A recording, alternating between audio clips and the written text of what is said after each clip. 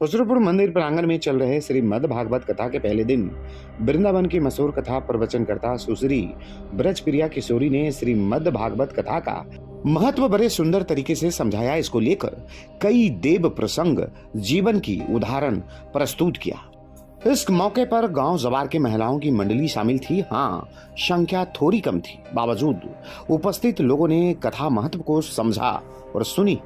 मौके पर आयोजक मंडली वॉलंटियर मौजूद होकर व्यवस्थाओं को संभाल रखी थी। श्रीमद् भागवत कथा वाचन अनुष्ठान 21 तारीख से 27 नवंबर तक चलेगी। निसंदेह भक्तों की अपार भीड़ होगी। कथा के पहले दिन खुसरूपुर धार्मिक न्याय परिषद से गौरी शंकर मंदिर के अध्यक्ष एवं पूर्व विधान पार्षद प्रोफेसर रणवीर नंदन पहुंचे। उनका आयोजक समिति की ओर से स्वागत किया गया। मंचासीन सुश्री ब्रजप्रिया किशोरी जी का अध्यक्ष रणवीर नंदन ने अभिनंदन किया एवं आशीष लिया। वे अपनी पत्नी सहित आए थे। मौके पर गर्भगृह में जाकर अपनी मत्था टेका। इस अवसर पर मंदिर प्रबंधन समिति के सभी लोग शामिल थे।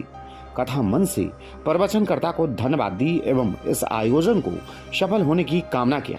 मौके पर कथा के मुख्य यजमान मुखिया उचित कुमार राम और उनकी पत्नी मौजूद थी।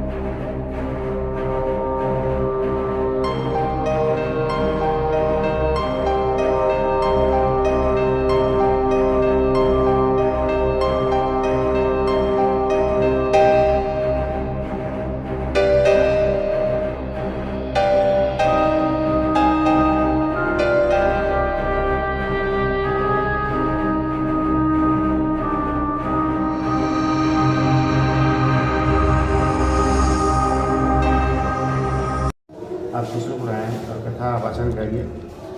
तीसरा साल है जो इस तरह का आयोजन हो रहा है और सभी आयोजनों में आपने शिरकत करिए। व्यवस्थाएं ठीक है, बावजूद इसके कुछ व्यवस्थाओं की कमी रह गई है। जैसे समझ से कुछ और लग जाना चाहिए। इतना बड़ा जब आयोजन होता है तो जब आयोजन प्रारंभ हो जाता है तो जैसे जैसे कुछ कमियाँ आती हैं वो स्वतः लोग पूरा करते हैं। इसके बाद कथा का पहला दिन है, फिर बाकी सारे लोग व्यवस्था करेंगे और एक आध दिन में सब सुचारू रूप से व्यवस्था हो जाएगी। कितना बड़ा आयोजन है सर? आप बतौर अध्यक्ष और सम्मानित नेता रहे हैं बिहार का, क्या कुछ मदद आपकी ओर से मिलेगी?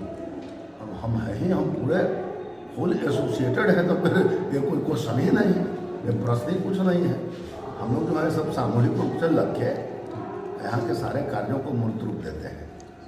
अपनी ओर से प्रखंडवासियों को कथा श्रवण को लेकर के क्या संदेश देंगे? बस यही है कि कथा श्रवण करें, उस कथा को अपने जीवन में उतारें। और देखिए, बड़ा महान चीज़ हो रहा है भागवत कथा जो है। यदि आप इसके तह में जाएंगे तो ये कैसे हुआ, तो छोटी सी कथा है कि तुंगभद्रा नदी के किनारे ब्राह्मण जब अपना एक पंडित जी, उनका नाम है स्मरण नहीं आ पा रहा है, जब वो संध्या कर रहे थे तो बड़े कस के आवाज़ आई। तो आवाज़ आई, उन्हें पूछा कि कौन हो तुम? तो मैं आपका भाई हूँ और मैंने इतना गलत कर्म किया तो मैं प्रेत बन गया। तो ये स्टार्ट ही होता है धुंधकारी प्रेत के उद्धार का भागवत कथा में। तो पंडित जी ने कहा फिर क्या उपाय है? तो हमको आप 7वां स्कंद कथा का सुना दीजिए तो मेरा उद्धार हो। भाई कैसे सुनेगा? प्रेत को कोई देख लेगा तो डरेगा। बड़े अच्छे से वहाँ लोगों ने मैदान को सजाया और एक बांस लगाया गया। 7 गांठें थी उस बांसों में। तो भगवत कथा में आएगा यहाँ पर कभी जब संस्मरण होगा तो। और जैसे जैसे एक स्कंद पूरा होते गया, वो बांस का जो गांठ था वो फटते चला गया।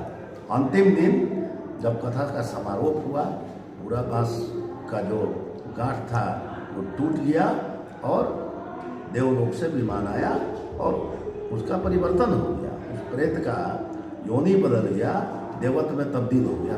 इतनी इस भागवत कथा में इतनी ऊर्जा है, इतनी शक्ति है कि आप देखते होंगे कि जगह जगह पर ऐसे आयोजन होते हैं, आयोजन होना चाहिए, ताकि लाइफ में जो अनरेस्ट है, जीवन में जो अनरेस्ट है, वो श्रवण करने से कुछ देर तक तो कम से कम रेस्ट हो जाए, माइंड को एक एनर्जी मिले।